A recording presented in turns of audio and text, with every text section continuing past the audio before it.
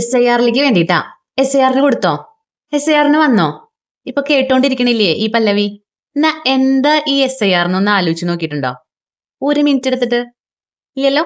എന്നാ ഞാൻ പറഞ്ഞുതരാം, വന്നു. സ്പെഷ്യൽ ഇന്റൻസീവ് റിവിഷൻ അഥവാ തീവ്ര വോട്ടർ പട്ടിക പരിഷ്കരണം. ഇതാണ് ആശാൻ. നമ്മുടെ തിരഞ്ഞെടുപ്പ് പ്രക്രിയ കൃത്യവും വിശ്വസനീയവുമാക്കാനുള്ള കേന്ദ്ര തിരഞ്ഞെടുപ്പ് കമ്മീഷന്റെ ഒരു വലിയ ശ്രമമാണ് SIR.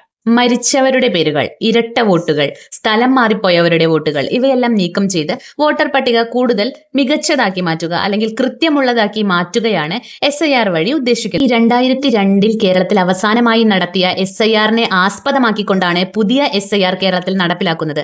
അതുകൊണ്ട് തന്നെ 50 ലക്ഷത്തിലധികം വോട്ടുകൾ അല്ലെങ്കിൽ പേരുകൾ ആ SIR-ൽ നീക്കം ചെയ്യപ്പെടാനുള്ള സാധ്യതയുണ്ട്. കേന്ദ്ര തിരഞ്ഞെടുപ്പ് കമ്മീഷൻ നിർദ്ദേശിക്കുന്ന തിരിച്ചറിയൽ രേഖകൾ സമർപ്പിച്ചുകൊണ്ട് SIR ലിസ്റ്റിലേക്കുള്ള അപേക്ഷ സമർപ്പിക്കാനായി നമുക്ക് സാധിക്കും.